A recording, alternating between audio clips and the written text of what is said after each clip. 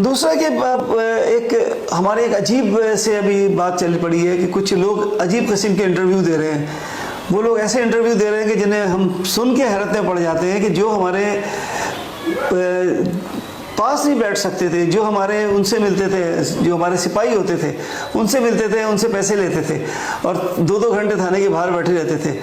और मैं बता रहा हूँ कि एक से एक साहब थे, वो हमारे मेरे निसार और रेहान जो तो मेरे पास जो मेरे गनमैन थे जो शहीद हो गए दोनों, वो एक साहब उनके पास आया करते थे, वहाँ बैठा करते थे।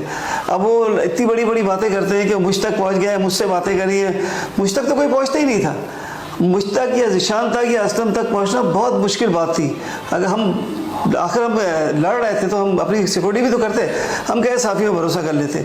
साफ़ी चंद एक साफ़ी थे जिनको हम जानते हैं, जो बड़े नामी ग्रामी आज साफ़ी थे और आज भी बड़े साफ़ी हैं, वो हमारे पास आते थे। बाकी जो दूसरे साफ़ी जो हैं, ये जो एक ने इल्ज़ाम लगा दिया कि असलम की कलेक्शन रह गई, वो भाई असलम दूर खान को किसने मारा है, जाओ पहले पता करो किसने मारा है तो फिर बात करना। इस तरीके से ज़ीशान पे इल्ज़ाम लगाते हैं तो ज़ीशान तो किसी से बात ही नहीं करता था भाई।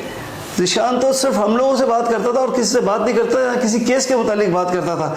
वो ज़ीशान पे ऐसे छोटे छोटे इल्ज़ाम लगा रहे हैं कि ज़ीशान ने ये कहा, ज़ीशान ने वो कहा, ज़ीशान पकड़ा गया तो मतलब शहीदों की तौहीन कर रहे हैं। और हमारे डिपार्टमेंट को इनके खिलाफ सोचना चाहिए। जो शहीद हो गया शहीद हो गया, अगर अच्छा नहीं कह सकते तो बुरा भी तो नहीं कहो। सिर्फ जाली शोहरत हासिल करने के लिए वो लोग इसका ज़ीशान के या असलम के या और लोगों के खिलाफ बयान दे रहे हैं।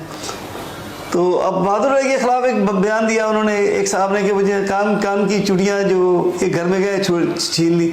बहादुर अली इतना नमाजी, इतना परहेज़गार आदमी था कि मैं आप सोच भी नहीं सकते।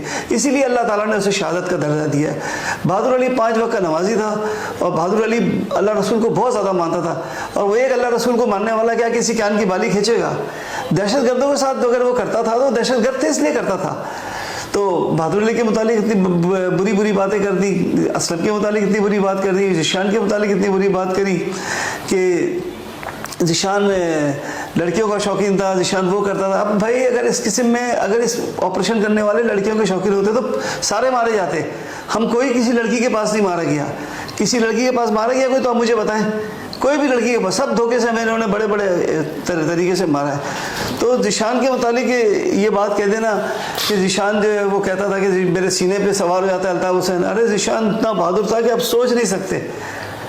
ज़ीशान इतना बहादुर था कि ज़ीशान को आप तसव्वुर भी नहीं कर सकते। ज़ीशान इतना दिलेर था। वो तो बस अब क्या करें, हम लोग बयान देते हैं, लोग तड़ाता है कि लोग कि ज़ीशान ऐसा था, ज़ीशान वैसा था। अब भाई अगर तूर खान वगैरह को मारा है तो किसने मारा है? ज़ीशान नहीं मारा है। वो कहाँ असलम को कहानी ले आया, उस कहानी में असलम को ले आए। तो ज़ीशान के मुतालिक जो बात करता है वो झूठ बोलता है, बिल्कुल झूठ बोलता है।